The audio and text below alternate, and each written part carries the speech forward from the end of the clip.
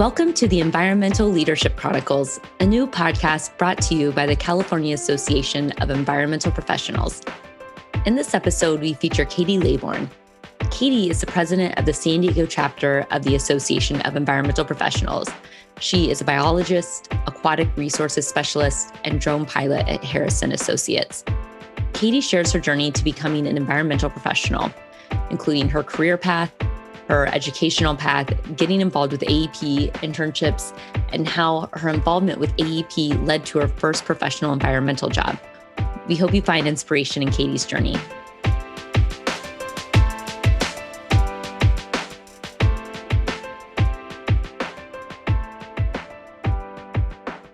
Hi, I'm Jessa. And I'm Laurel, and today we have Katie Laybourn, who is the president of the San Diego chapter of the Association of Environmental Professionals. Thank you so much for being with us. Hello. Thank you both for having me. I'm so excited to be a part of this awesome podcast. I know. Yes. We're so grateful to have you. You are a leader in AEP, and we wanted to have you on because I'm inspired by your AEP story specifically. Tell us how you got connected with AEP and why that was important for you. Well, thanks, Laurel. Yeah, so AEP has been a big part of my life ever since moving here to San Diego. So I came out to San Diego from Colorado to go to the University of San Diego. And immediately when I got to campus, I noticed that there were just so many different opportunities to get involved. And I immediately gravitated towards AEP because of the environmental focus and being able to network and just build connections with people and get opportunities to job shadow and meet folks who are doing the amazing jobs that I hoped to maybe be able to be a part of someday in the future. And it was just such a welcoming environment for me and such a place that I felt great connection with people. I think that especially here in San Diego, making those connections, it can be a big city with a lot going on. And I think having that little community really helped me see a path for myself to be in the environmental field and have a career that I loved and just have opportunities to continue to grow. So I really just started out being a member of AEP, the student membership program. We had a little tiny chapter at USD, and I wanted to get into leadership positions. So I slowly moved my way up. And by my junior year, I was the president of our USD chapter. Woo. So that was really fun. Yeah. Just trying to be more involved and be a little bit a bigger part of organizing and coordinating the events, because I thought there was a lot of really great opportunity to expand our place at USD, but also connect with students from UCSD and SDSU and some of the community colleges. I thought that would be really awesome and helpful for my journey through college and then into getting a job, which was such a daunting prospect when you're looking at your senior year and saying, oh my gosh, I actually have to be a real adult in less than a year. Yeah, it's terrifying. And I'm a fellow University of San Diego alum, and I was introduced to AEP in, I think it was my sophomore year when I took a CEQA class, and Wendy Worthy was like, everyone here needs to be an AEP member. Otherwise I'm not giving you bonus points. And I was firstly, and I'm interested in hearing like your experience when you're younger, what you think the environmental profession is. Because when I was studying environmental studies, I didn't know what environmental consulting was, what the resource agencies are, who are regulators. I didn't understand any of this. All I knew is I wanted to like save the bugs and the bunnies. And I don't know, I'll do whatever the professors tell me. What was your vision for like what an environmental profession was when you were in college? Yeah, Laurel, my experience was so similar to that. So I actually didn't even take a CEQA class in college. I didn't know what it was. I wish I would have known, and I wish I would have had Wendy as my professor because she's amazing.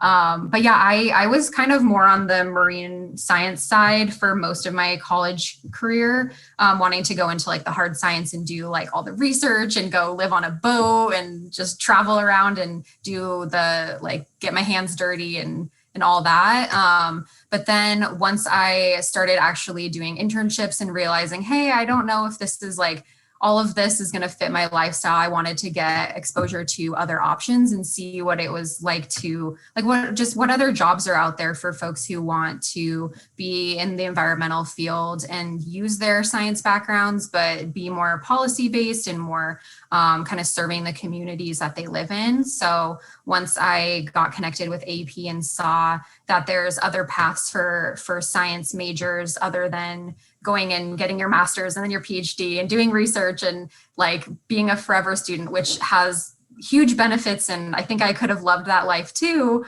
but I got the connections through AP with people who were biologists who were working in the field, but also writing these documents and working on policy and making real change in California and even just like more locally protecting species that are endemic to San Diego itself.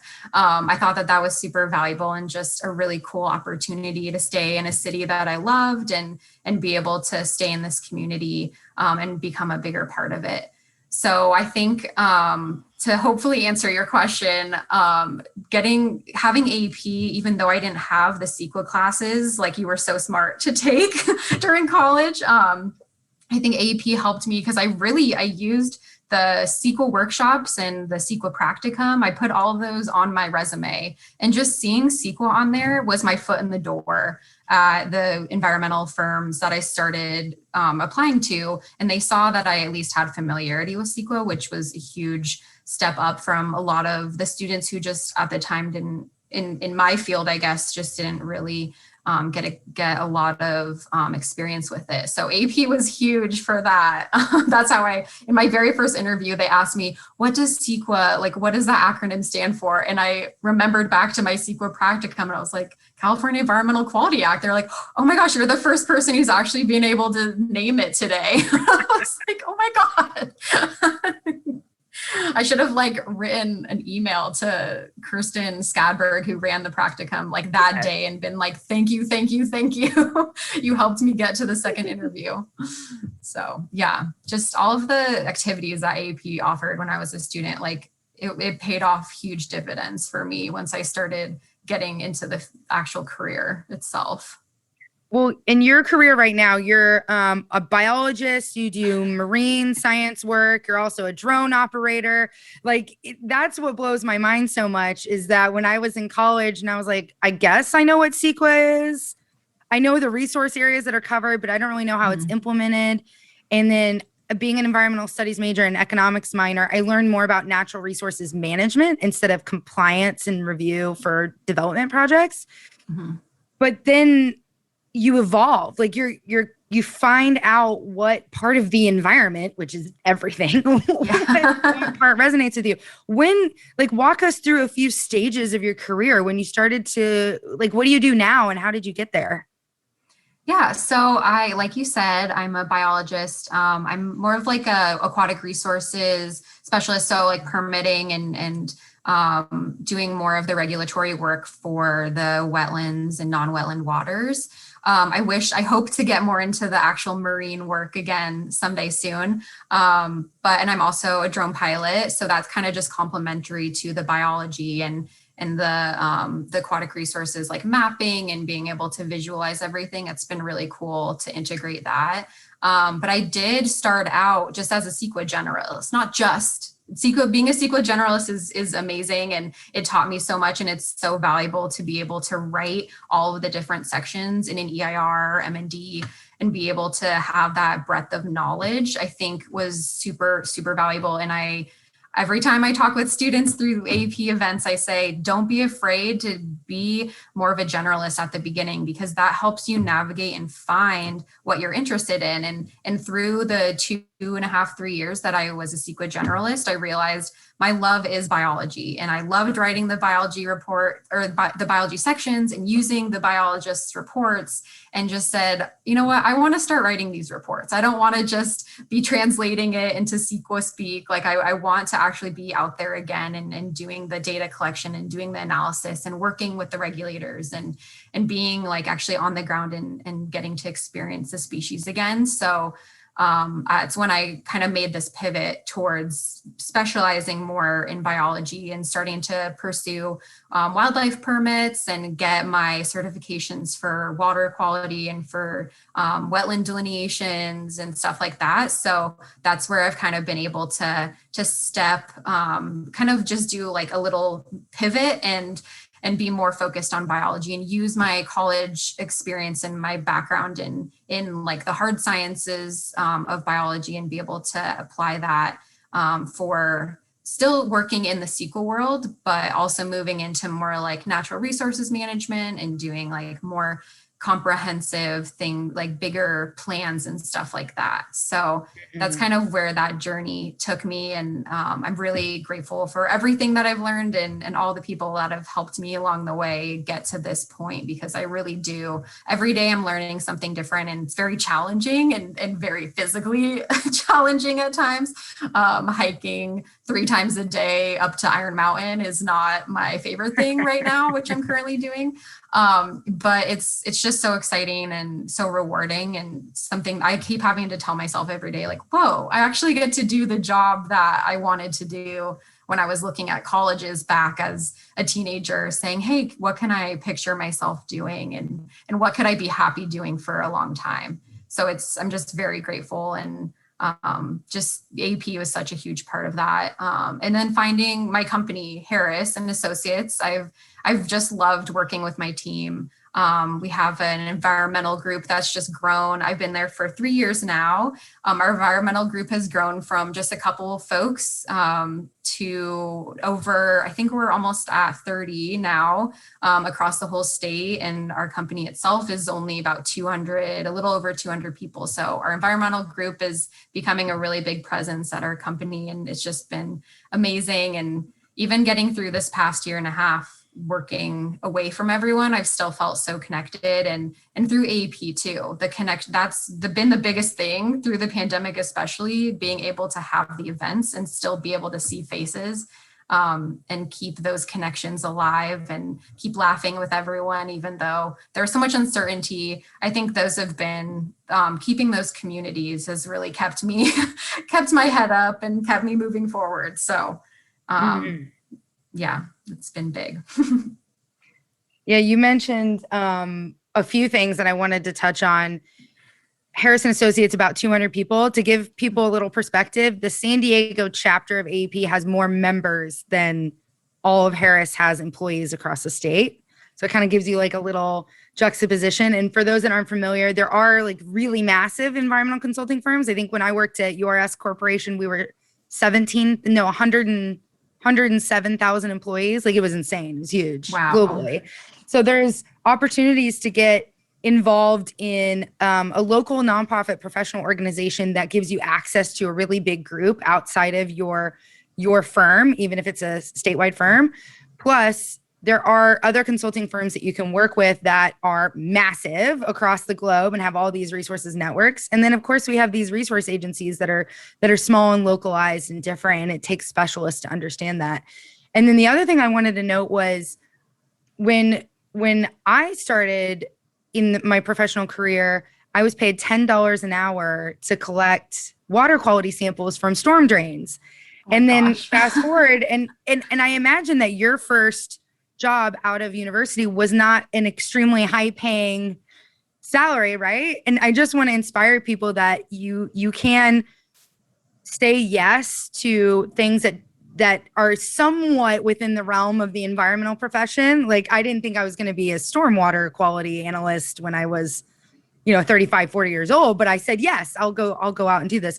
What were some of the projects that you worked on that you didn't really know what they were, but you said yes to, and it ended up changing like your interest or your experience or your exposure to some part of the environmental industry? Yeah. So when and I just want to kind of underline a point that you just said regarding kind of understanding how diverse and the variety of like sizes and experiences of the companies that are in the environmental field, and the access that AP members get to kind of understanding what all of those different, like what people experience as employees of different size companies. And the first company I worked at was Atkins, and it had, I think, hundreds of thousands of people across the world. And then I kind of slowly, through moving positions and changing my career up, moved a couple times to different companies and got to kind of hone in on what size company, what are the values, what are the kind of like core ethos, I guess you could say, of what's important to the leadership and to the employees at each company, and where you fit best, and what kind of environment that you want.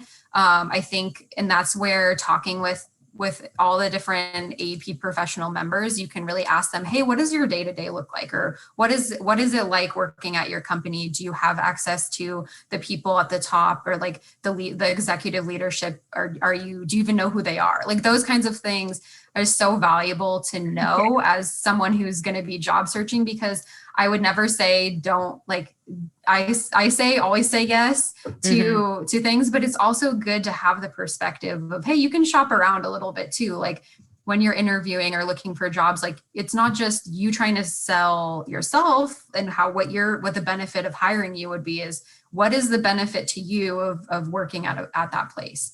So just to like underline that a little more. Yeah. Well, I mean, this is a much better question than the original question I asked. What would be some of the questions you would ask the company that's interviewing you for a position? What would you ask them so that you could understand what their culture and their values are like?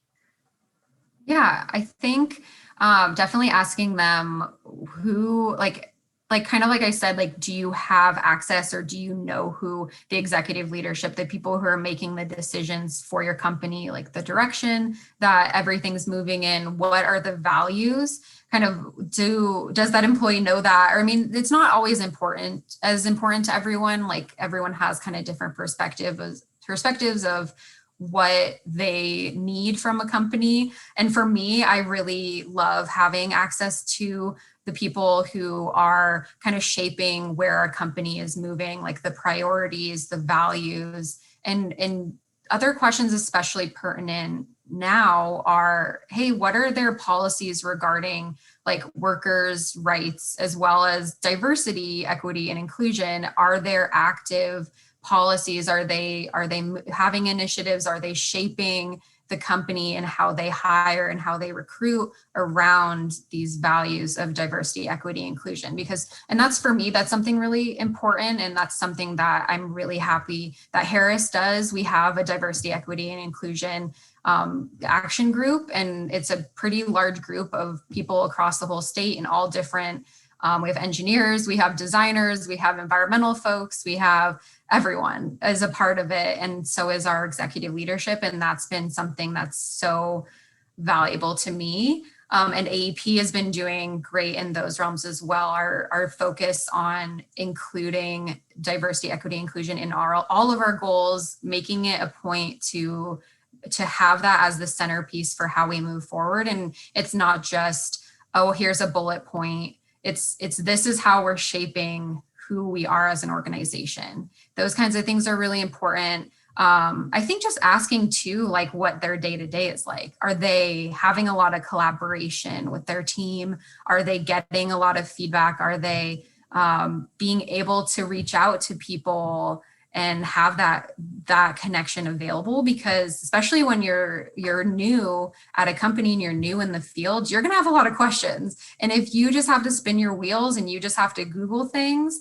like that's not going to help you grow. Like communicating and collaborating and having a dialogue with a supervisor or even a peer or like someone who's just a few years ahead of you is so valuable to your career growth. So having that access and the people being available to you as like a new employee, they're not just going to say, okay, go off and write this document, but like have no experience with it and really just like let you kind of flail around.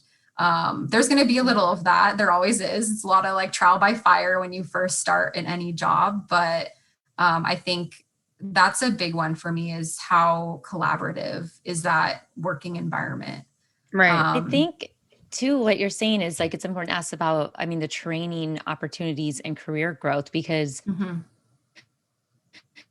not only will you be flailing there if people aren't available to answer questions and to help you, but then how are you going to get to the next step? And so I think it's a very important question to ask when you're just getting into the industry, is to ask what training opportunities there are as well. Yeah, exactly. And to that point as well, how much does the company support involvement in organizations like AEP? Do they support their employees being involved in professional organizations and volunteer opportunities? Because even if it is aside from and in addition to hopefully everyone's involvement in AEP, I'm sure that people have different interests in what they want to volunteer for as well. And having that be something that the company values and they support and they encourage is something that's really important. And that's something that I found at Harris, is they have totally supported me and embraced my love for AEP and my wanting to be super involved. And I have a lot of different learning goals and career growth goals, and AEP is a part of that. In addition to, I need to get this wildlife permit. I need to do this training every year. Like, I have a certain amount of time that I already have set aside in my like yearly outlook of what I'm going to be doing. I have that time set aside for what I know are my commitments and what I want to do with AEP.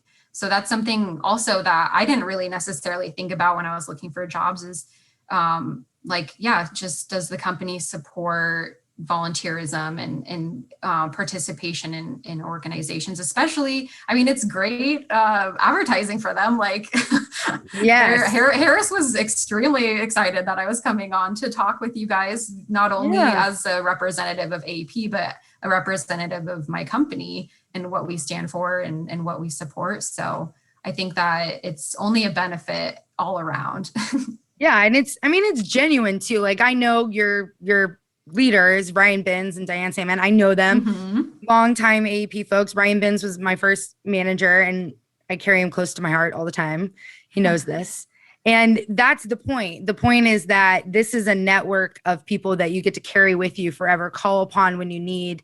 Or like me, for example, I became a developer. I'm no longer an environmental consultant. I'm a developer now. Now I need all of my environmental consulting people to help me do my job. And I would say, for those that are looking for a job or their dream position, that when you have AEP, when you're a member of this network, you get to say, okay, I might not have the answer to this exact problem, but somebody in this network does, because we're all the leaders in the environmental profession in the state of California, and of course affiliated with national AEP. So somebody somewhere knows the answer and you have this like direct access to these people. I think that if somebody had told me that in college, I would have jumped in a bit more. For me, my entry to AEP was when Ryan Binns' supervisor said, oh, there's this organization, AEP, they're looking for a newsletter editor. Do you want to be a newsletter editor? And then, I mean, everything goes on from there. Speaking of which, how did you become the president of San Diego AEP, and what is it like being in leadership? What does that mean to you? Yeah, well, thanks. Actually, Laurel, I have this like very vivid memory of going to one of the AEP workshops and coming up to the registration table, and you were there and Corinne was there, and I had been a part of the student chapter, and I think one or both of you. Oh, and I'd known Corinne through a speed networking workshop, and she, I think, was telling you about me or something, and both of you were like, you need to join the board. Like, you were like, we have a position for you, we need you to join it. And so I came on as the student outreach and membership director, and it was exactly what I needed and wanted to do at that time. Like, I was still so close to my college years and wanted to continue to foster that that connection with USD AEP, but also help grow it at SDSU and UCSD and Point Loma and Nazarene and all the community colleges. So that was my goal. And I was in that position for, I think, 2.5 years, almost 3 years, maybe it was 3 years. And then I think just from the natural cycle of things, I've been really close with Corinne for a long time, and she has been a mentor to me, and one of the most valuable relationships that I've had here in San Diego. And I really admire her so much. And she kind of sat me down and was like, Katie, I think that it's time for you to start thinking about maybe transitioning to be president. And I was like, what are you talking about? I'm like, I just perpetually see myself as like this entry-level person that I'm like always just faking it till I make it. And she was just like, no, I think you're ready. Like, I'll be here. I'm going to transition to director, because it's usually easier for presidents to kind of transition to be directors, because they're like the all-knowing person. And Corinne just knows everything about AP and has been a huge part of it for so long that she's such a wealth of information. I was like, I couldn't do this, Corinne, unless you stayed on the board with me, because I need your knowledge and your wisdom. So that's kind of how that evolved. And I loved being the president, and I have an amazing group of members on my board. They're all so hardworking, and they really love just giving everything that they have to their positions. And I'm so grateful for them. They make being the president the easiest thing ever, and so enjoyable and fun. And even in the last 1.5 years where we haven't been able to see each other, like still connecting every month and every week, really just collaborating and growing and continuing to work hard to make San Diego AP successful and a really valuable place for our members to come to, and something that's fun and hopefully a bright spot in their week and their month when they come to our workshops and do some of our social events. And really looking forward to getting back in person to see everyone. That's what I was going to say. The San Diego AP events are fun. And so my background is not in environmental, but business management, but I've worked at an environmental company for years. And so I was always going out networking and all this stuff. And then Laurel was the one who at least formally introduced me to AEP. I'm sure I'd heard of it at some point. And then I went to the event. I was like, oh, I'm like, this is where the fun people are at. Yeah, it really is a fun group of people. Like, our social events are like sometimes too much fun. I'm like, this seems way too fun to be an actual professional event. I shouldn't be like getting so much good professional benefit from this. It seems solely like very self-serving. Yeah, I love that too, because I felt the same way when I was like a entry-level professional. I would go to the AEP conferences, which are held in various places throughout the state. We rotate throughout. And I remember being at the one in San Francisco, and Ryan had to come get me after a while. He had to come rescue me from, I got lost. But I just remember looking around, especially in the Santa Barbara conference. In Santa Barbara, I was looking around and I grabbed Mindy Fogg and I was like, I can't believe I have you guys. I get to travel all over the state and have like a blast and eat good food and learn and have cocktails with each other and just bond. And then we all wake up the next day and nail our presentations. I mean, like the most technical, top level, like governor's office of planning and research level collaboration after, partying all day. And we're just like on top of it. And it makes me feel so good. I'm so glad that you felt that way too. To me, AEP is like this fun forever family. Yeah. That also happens to grow you professionally. Yeah, it's kind of amazing to see these people who are actual geniuses then also be so like socially just like so fun to be around. It's like, how can you have everything? And so many people like in our field are just all the things, and I love it. And it makes me feel like I don't know that I'm operating at that level at all times, but sometimes I'm like, whoa, am I a part of this? This is kind of cool. You are, Katie. Katie, you've arrived. You're in leadership in a professional organization. You're a drone pilot.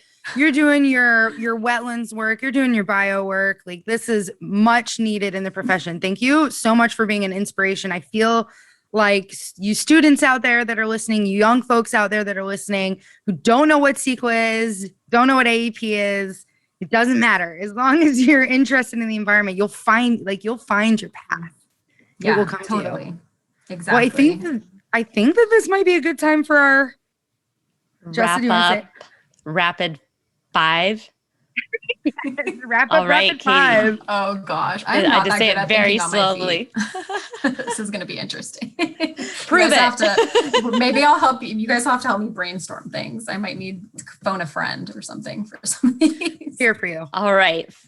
First, favorite daily habit. Oh my gosh. It's got to be working out. I have to work out in the morning. Otherwise, I feel like one, I am so much more tired, but also I then can't eat ice cream later without feeling so guilty. So that's how I make up for it. Your planner. All right. 2, 3 things you'd bring to a deserted island. Oh my gosh. Definitely my dog Elton. I'd have to have him with me. He can be my little hunter. I think binoculars so I can see all the cool tropical birds because I am a bio nerd at heart. And then maybe an umbrella so I don't die from the sun because I am really, really pale and get sunburned easily. Very practical. This is very telling. I was going to say, this all sounds very practical. I don't need anything to read. What is your favorite? What is your favorite environmental policy? Oh my gosh, there's so many, all of them. No, but well, right now I think would be the Migratory Bird Treaty Act for sure, because it's allowing me not only to be able to gaze at beautiful birds and watch their cute little hatchlings and fledglings right now, but also is extremely vital to protecting all of the raptors and migratory birds and nesting birds in our state. And I think really, and it should just be everywhere all the time. So that's my answer. Right. Favorite fauna or flora, or if you want to. This is not rapid anymore because I have like 300 to list, but I'll stay with my tried and true as a great white shark. It's always going to be my favorite. My first love is sharks. So I'm a terrestrial girl right now, but it's got to be sharks still. All right. And wouldn't it be cool if every student in California became a member of AEP? Beautiful. It would be cool. I would love that. I would be overjoyed. And every environmental professional, honestly. But we can start with the students and then it'll just evolve from there. Yeah. Be like Katie, join AEP. Yes, please do. Come join us. Not in a Thank you so much. way. Thank you, in Katie. a fun way. You've been an awesome guest. Yes. This has been such a pleasure. I would come back and talk to you anytime. Yeah. Series 2. What's Katie doing now? From drone pilot to shark master in the Pacific Ocean. Yeah, check back with me. Hopefully in very soon. All right. Awesome. Thank you so much. Great to see you guys. Bye.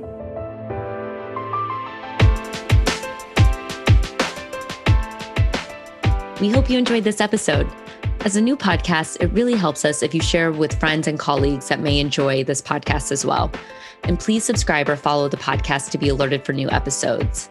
If you want to submit a shout out, please send a voice memo that's under 1 minute to podcast@califAEP.org. That's podcast with an S at the end, podcast@califAEP.org. Or please send any feedback you'd love to share. Thank you.